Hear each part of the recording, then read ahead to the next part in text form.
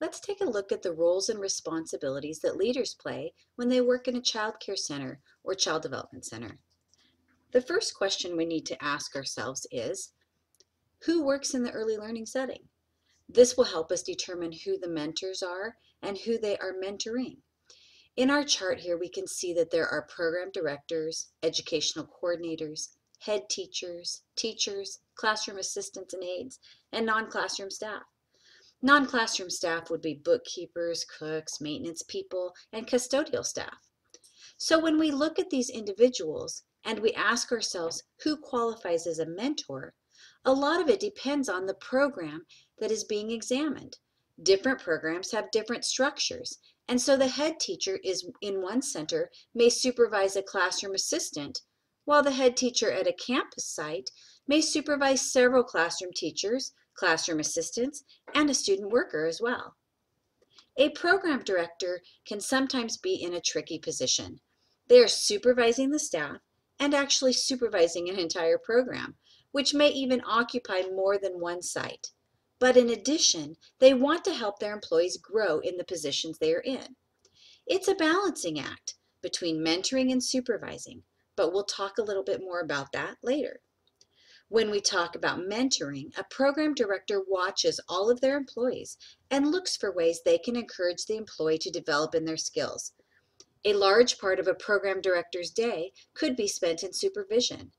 The amount of time they actually have available for this role, however, depends on the amount of support staff they have.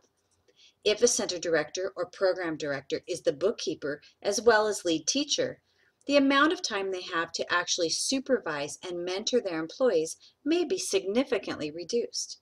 However, if they have a bookkeeper, if they do not have classroom responsibilities, this can free them up to have time to mentor and observe their employees on a more regular basis.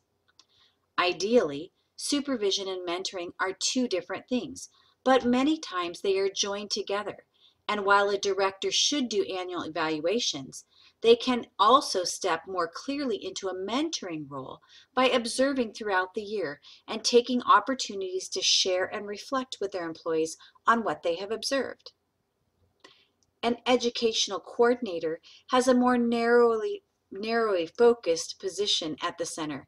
They are very focused on the educational aspects of the classroom and how the curriculum is presented.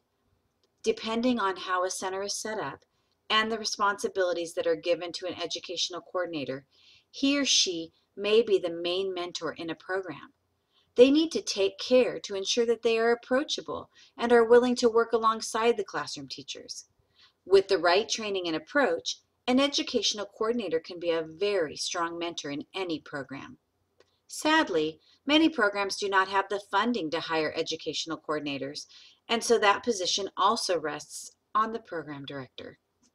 An educational coordinator might be ensuring that lesson plans are posted. They might be helping new teachers learn techniques that can be effective in the classroom. A whole variety of things might fall into their purview. Educational coordinators work in a variety of classrooms, and it's a balancing act on where they spend their time and concentrate their efforts. Like most supervisors or program directors, the educational coordinator is primarily going to spend their time working with adults.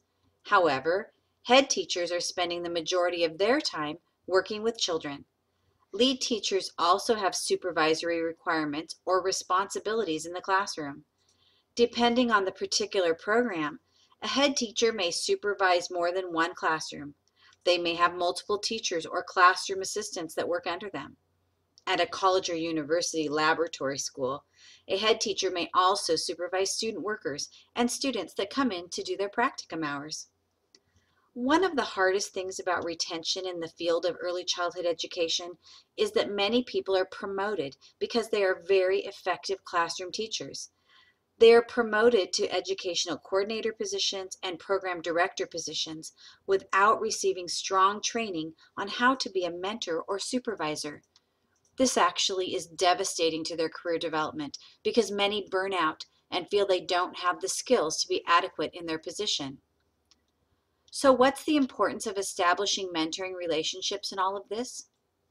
Would you believe that they actually impact retention in the field of early childhood education?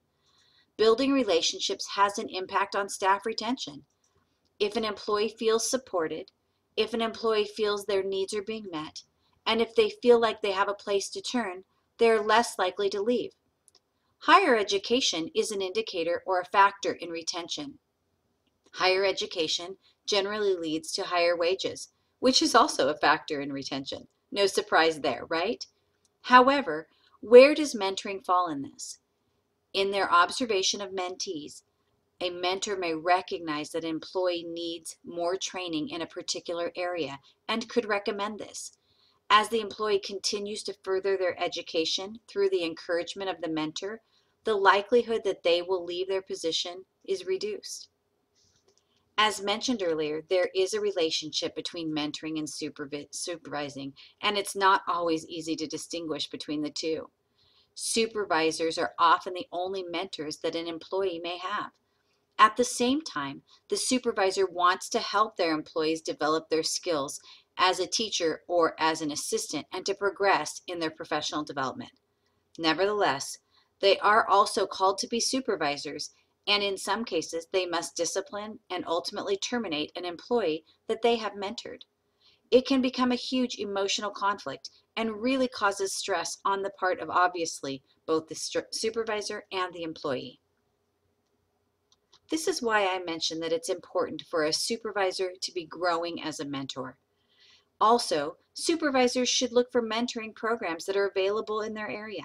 Many times these mentoring programs cost nothing for the center and provide high-quality mentoring experiences for the classroom teacher. Mentoring programs are often available for both teachers and directors. This week, try to spend some time just observing the following areas of those you supervise. Observe their interactions with peers, with the children, with the parents. Are those interactions successful, or are they areas for growth?